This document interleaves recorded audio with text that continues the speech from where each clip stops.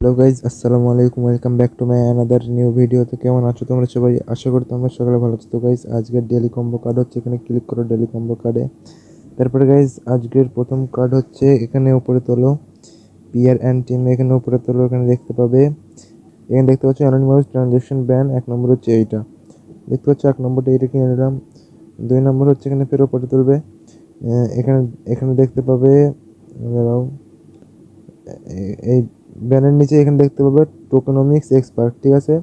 এই দুই নম্বর হচ্ছে এইটা, টোকেনমিক্স এক্সপার্ট, এই যে দুই নম্বর এইটা।